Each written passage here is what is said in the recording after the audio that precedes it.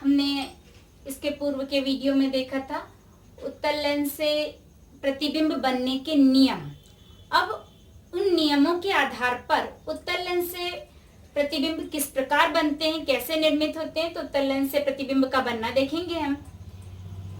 इसके लिए एक चीज आप ध्यान कर लीजिए कि जब हमने अवतल दर्पण से प्रतिबिंब का बनना देखा था और अवतल दर्पण के जो नियम पढ़े थे, नियम भी वही थे और प्रतिबिंब का बनना भी जो 6 स्थितियां थी सेम इसमें उत्तल लेंस से रहती है। जो अवतल दर्पण में थी उससे आप कंफ्यूज नहीं होंगे, बहुत जल्दी याद हो जाएगा यदि आप इस प्रकार से याद करते हैं कि अवतल दर्पण में जो स्थितियां थी उनमें जो प्रतिबिंब की स्थिति, आकार, प्रकृति जो हो रही थी सेम वही उत्तल लेंस में होती है। अवतल की जगह यहाँ पर उत्तल लेंस हो जाता है। लेकिन तो जब देखें कि जब बिंब यानी वस्तु, बिंब किसको कहा गया है, कोई वस्तु जो है जब अनंत पर हो, कहीं बहुत दूर रखी गई है, तब उसका प्रतिबिंब कहाँ कैसा बनेगा, उसका साइज क्या होगा, उसके बारे में देखते हैं।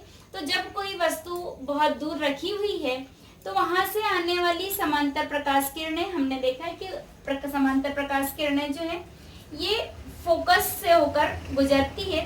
तो यहाँ पर फोकस पर जो है इसका प्रतिबिंब बनेगा। इसकी स्थिति कहाँ होगी, फोकस पर, और आकार बिंदु के आकार का, प्रकृति वास्तविक और उल्टा। तो इस प्रकार प्रतिबिंब की स्थिति हो गई फोकस, F2 पर या फोकस पर,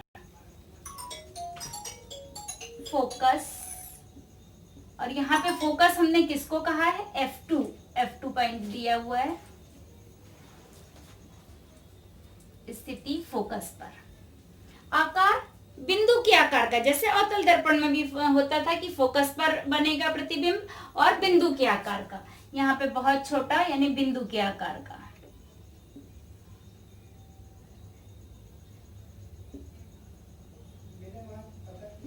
बिंदु के आकार का।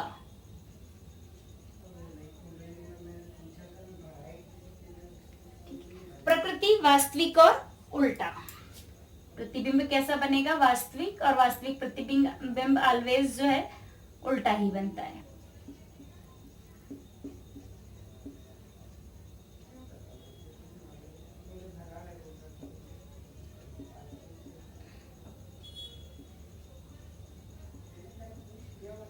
उल्टा इस प्रकार से। अब नेक्स्ट स्थिति किसकी, वस्तु की, बिंब की। जब वस्तु जो है वक्रता केंद्र से दूर हो, हमने यही वर्ड यूज किया था अवतल दर्पण में भी कि जब वस्तु वक्रता केंद्र से दूर हो। यहाँ पर एक चीज आप समझ लें, यहाँ जो 2F1 और C1 लिखा है अर्थात वक्रता केंद्र C1, जो ये सर्कल जो है इसका जो इसकी जो त्रिज्या, ये वक्रता त्रिज्या कहलाती है, जिसको C1 से डिनोट किया जाता है। और हमने ये भी पढ़ा है दर्पण में कि वक्रता त्रिज्या जो है फोकस दूरी की दोगुनी होती है। इसीलिए जब ये फोकस दूरी मैंने जो यहाँ पे लिखा है तो इसको यहाँ पे 2F1 यहाँ जो लिखा गया है, ये 2F1 का अर्थ हुआ फोकस दूरी का दुगना, यानी वक्रता त्रिज्या जो है ये फोकस दूरी की दुगनी होती है, या ये कहें कि वक्रता त्रिज्या से आधी फोकस दूरी होती है, बात वही है। तो यहाँ पर दुगने के लिए इसको 2F1 भी लिखा है, यानी वक्रता केंद्र C1 को 2F1 द्वारा भी डिनोट किया जाता है। तो जब वस्तु वक्रता केंद्र से दूर हुई, देखो वक्रता केंद्र यहाँ है, उससे भी दूर रखी हुई है वस्तु, यहाँ यहाँ यहाँ कहीं पे भी हो सकती है वस्तु उससे दूर, तब एक जो समांतर किरण चल रही है फोकस से होकर निकल रही, गुजरेगी, तो इस प्रकार से निकली। दूसरी जो प्रकाशिक केंद्र से होकर गुजरती है, जो हमने नियम पढ़े हैं लेंस से प्रतिबिंब के लिए जो नियम पढ़े, तो ये नियम प्रकाशिक केंद्र O से गुजरने वाली बिना विचलन के सीधे ही निकल जाती है। और कभी भी कोई भी प्रतिबिंब जो है दो प्रकाश किरणों के मिलने, दो या दो से अधिक प्रकाश किरणों के मिलने से बनता है, वहां पर बनता है। तो यहाँ पर देखिए ये यहाँ पर मिल रही हैं दोनों प्रकाश किरणें, इसका मतलब यहाँ जो है इसका प्रतिबिंब बन रहा, यानी 2F2 से पूर्व बन रहा है, इसके बीच बन रहा है इसका प्रतिबिंब, और वस्तु से छोटा। यहाँ देखिए वस्तु जो है इससे छोटा है, और वास्तविक और उल्टा। यहाँ पे देखिए। तो इस प्रकार वस्तु की स्थिति क्या हो गई, वस्तु की स्थिति तो जो है बिंब से दूर, यानी बिंब जो है ये वक्रता केंद्र से दूर यानी 2f1 से परे हो, दूर हो। तब प्रतिबिंब की स्थिति f2 और 2f2 के बीच यानी फोकस और वक्रता केंद्र के बीच, फोकस, मुख्य फोकस और वक्रता केंद्र के बीच, और वक्रता केंद्र के मध्य। या इसको जब इस रूप में लिखेंगे तो कैसे लिखेंगे, F2 फोकस बिंदु यानी F2 और वक्रता केंद्र यानी 2F2 कहा था मैंने, या C2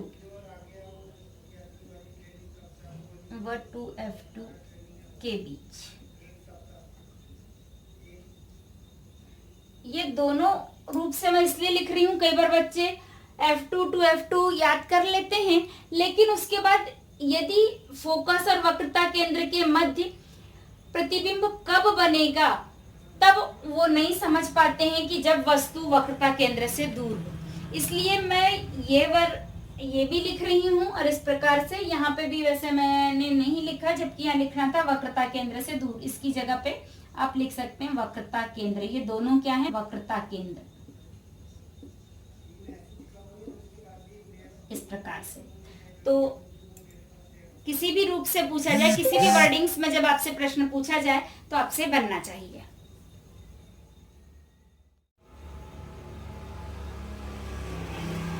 जब बिंब वक्रता केंद्र यानी यही बताया था आपको अभी 2f1 या C1 जो है ये वक्रता केंद्र है, इस पर हो जब वस्तु वक्रता केंद्र पर, तो हमने अवतल दर्पण में पढ़ा था कि वक्रता केंद्र पर ही प्रतिबिंब बनता है। देखिए यहाँ पर भी वक्रता केंद्र पर ही प्रतिबिंब बन रहा है, वस्तु के बराबर बनता है, देखिए वस्तु के बराबर बन रहा है, और वास्तविक और उल्टा। ठीक, इसको मैंने पूर्ण नहीं किया, सॉरी, इसको पहले पूर्ण कर लें। ये तो स्थिति हो गई प्रतिबिंब की, फिर प्रतिबिंब का आकार वस्तु से छोटा, वस्तु से छोटा,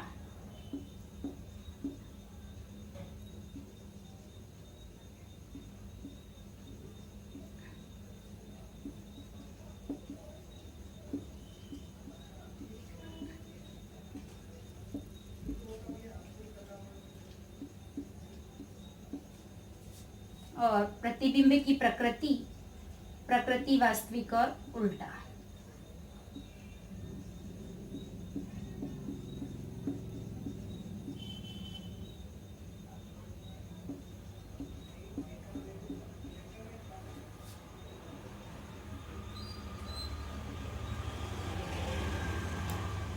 इस प्रकार से अब जब वस्तु वक्रता केंद्र पर हो, तब देखिए वस्तु जब वक्रता केंद्र पर है तो स्थिति जो है प्रतिबिंब की स्थिति जो है वक्रता केंद्र पर ही होगी, यानी प्रतिबिंब कहाँ बनेगा, वक्रता केंद्र पर।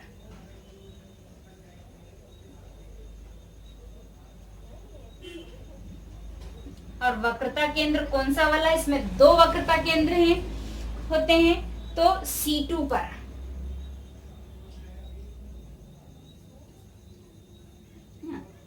लेंस के दूसरी ओर,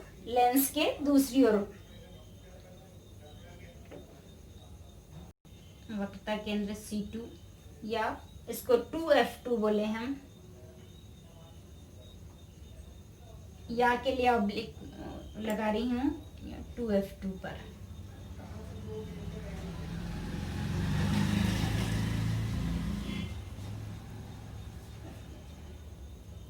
प्रतिबिंब का आकार वस्तु के बराबर है।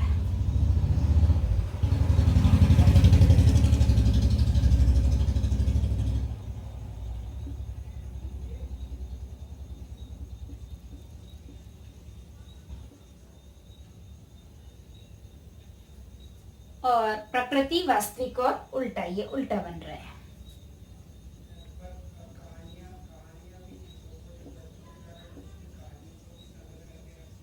वास्तविक तथा उल्टा।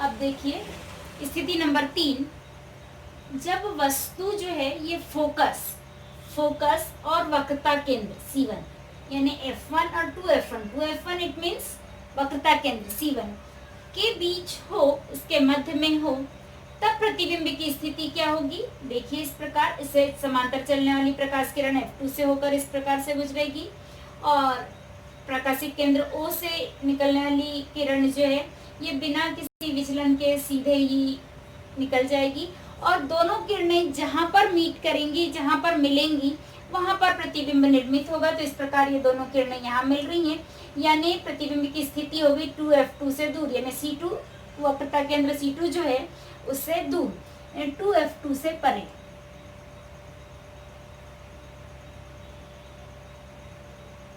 F2 से परे या दूर।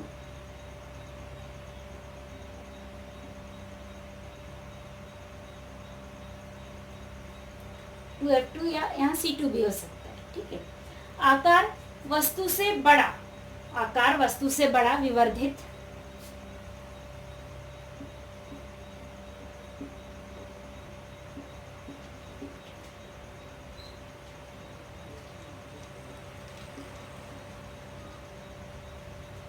इसकी प्रकृति वास्तविक और उल्टा।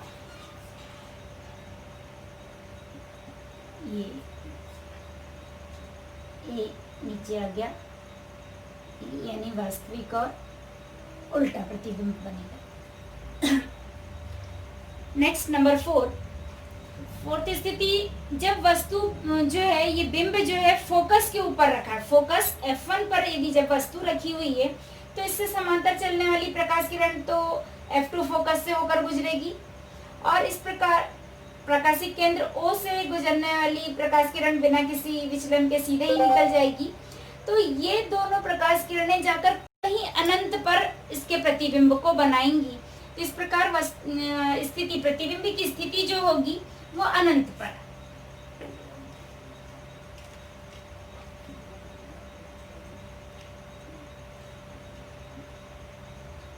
अनंत पर प्रतिबिंब बनेगा।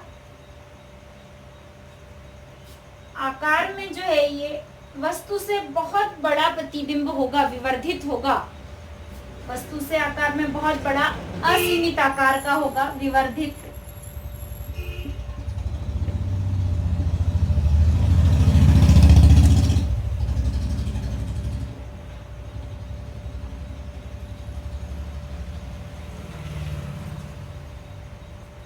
प्रकृति वास्तविक और उल्टा प्रतिबिंब बनेगा। नेक्स्ट,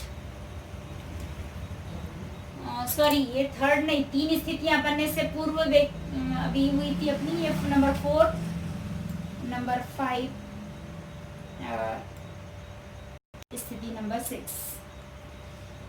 छठवीं स्थिति, जब वस्तु मुख्य फोकस F1 और प्रकाशिक केंद्र O के बीच हो, जब बिंब जो है मुख्य फोकस F1 और प्रकाशिक केंद्र O के मध्य में हो, तब इसका प्रतिबिंब देखिए, इससे चलने वाली समांतर किरण जो है इस प्रकार से मुख्य फोकस F2 से होकर गुजरेगी और प्रकाशिक केंद्र O से चलने वाली किरण जो है ये भी इस प्रकार लगी। तो हम देखेंगे कि यहाँ पे लगातार इनके बीच डिस्टेंस बढ़ता चला जा रहा है। डिस्टेंस बढ़ रहा है, इट मीन्स ये प्रतिबिंब को तो निर्मित नहीं करेंगी।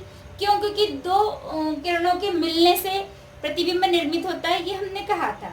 तो अब देखिए, इन किरणों को यदि ऊपर की ओर हम इस प्रकार से बढ़ाते हैं तो यहाँ पर जो है ये किरणें यहाँ पर आकर मिल रही हैं, दोनों किरणें।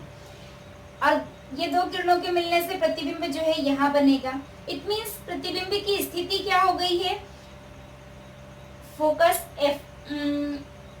वस्तु की ही ओर बन रहा है, वस्तु जिस ओर रखी है। अभी तक अपोजिट डायरेक्शन में बन रहे थे सारे प्रतिबिंब जो है, लेंस के दूसरी ओर बन रहे थे, और अब जो है जिस ओर वस्तु रखी है प्रतिबिंब उसी ओर बनेगा, यानी स्थिति जो है वस्तु की ही ओर, वस्तु की ओर।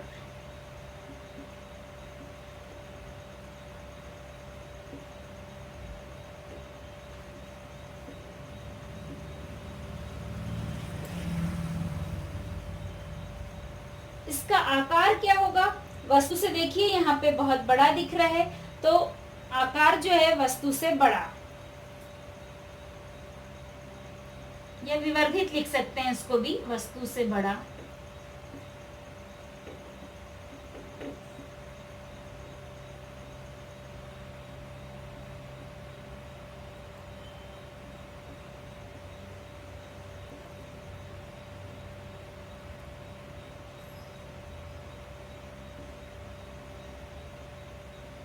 वस्तु से बड़ा बनेगा। और प्रकृति, अब देखिए ये वस्तु की ओर और सीधा और आभासी, क्योंकि ये आभासी किरणों के मिलने से बन रहा है। अभी तक जो है ये एक्चुअल में मीट कर रही थी, रेज जो है एक्चुअल में मीट कर रही थी, वास्तविक रूप में मिल रही थी, इसलिए ये वास्तविक और उल्टा प्रतिबिंब बन रहा था। लेकिन अब एक्चुअल रेज के मिलने से नहीं बन रहा है, ये आभासी, ऐसा प्रतीत हो रहा है कि ये किरणों के मिलने से बन रहा है। यानी आभासी और आभासी प्रतिबिंब कभी भी कैसा बनता है? सीधा। तो आभासी और सीधा, इसकी प्रकृति होगी आभासी और सीधा।